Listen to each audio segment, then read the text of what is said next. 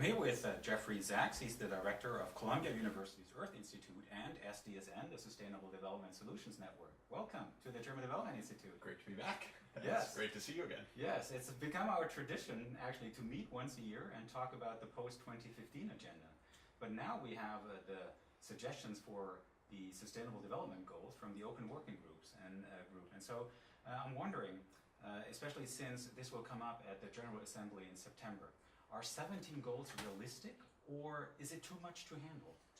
Well, this is the big year. First of all, we have three major conferences coming up. First on financing for development in Addis Ababa, then adopting the Sustainable Development Goals September 25th at the UN General Assembly, and then of course COP21, the Paris climate negotiations, which will cap 6 months of very intensive diplomacy. I'm excited that there is an agreement in draft on the Sustainable Development Goals, but as you say, there's 17 in number right now. I've argued, many colleagues have argued, we should get the number down just through some wordsmithing so that they're a bit more manageable. I don't know whether that will happen in the time remaining. I still hope we could take the 17 goals and rephrase them in a way that would be perhaps 12, but still keeping the whole content.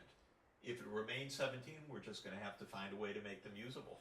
Yes, and SDSN has been an active part in the whole process of formulating the SDGs. And so I'm wondering, where do you agree with the SDG proposal and where do you differ?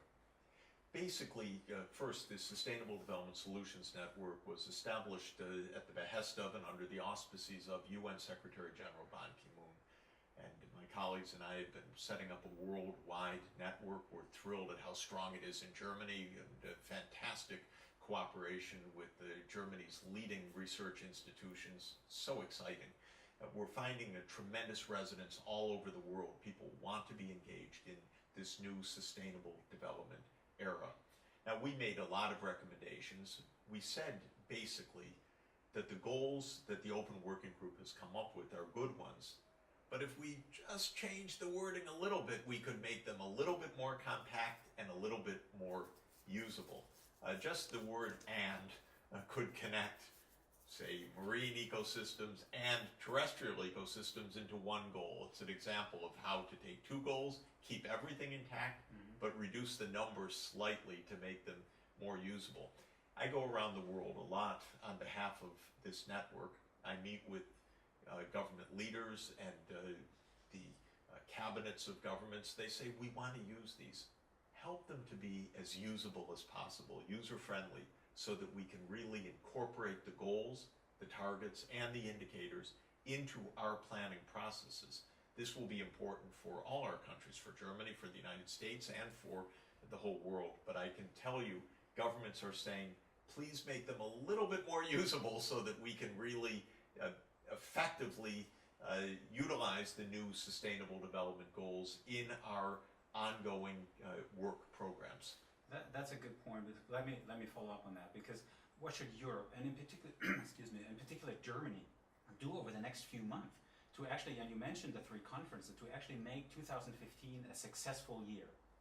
I think we want success in all three conferences. Start with the SDGs. Let's make sure that they are as user-friendly, as understandable to the public, as well-defined and sharp in terms of how the goals, targets, and eventually next year indicators are phrased so that people say, yes, this is what we want. For the Financing for Development Conference, which will come in July, before the SDGs are adopted, we need specific initiatives to say that when countries commit to universal health coverage, for example, or to ensuring that every boy and girl in even the poorest countries can achieve a secondary education, that the financial means for that are in place.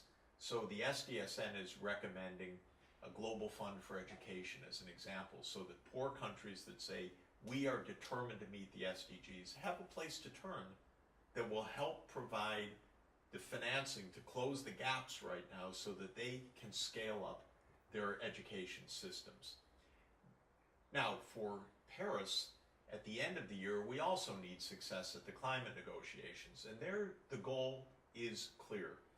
An agreement that can respect the upper limit of 2 degrees Celsius warming that governments have rightly declared we must not exceed that.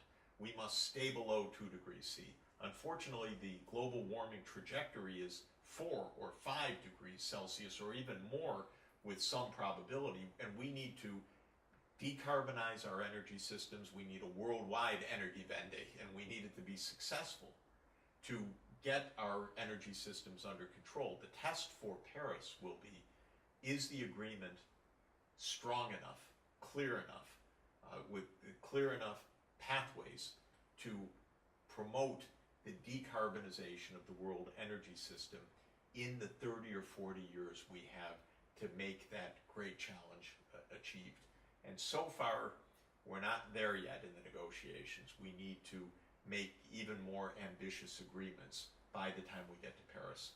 So many challenges ahead, but next year when we meet, hopefully we can have some success stories already, and we can look back at the 2015 and see how much we achieved. So I'm counting on us having successes at these summits, but then as soon as the ink is dry, so to speak, on the climate negotiations, then comes the implementation.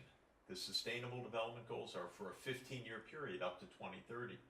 The climate agreement really is about changes up to the middle of this century. We're going to have a lot of work to do. It's going to be great next year when we meet to talk about how to implement the agreements that were reached in 2015. So looking forward to that. Thank you again for being here at the German Development Institute in Bonn, and it was a pleasure as always.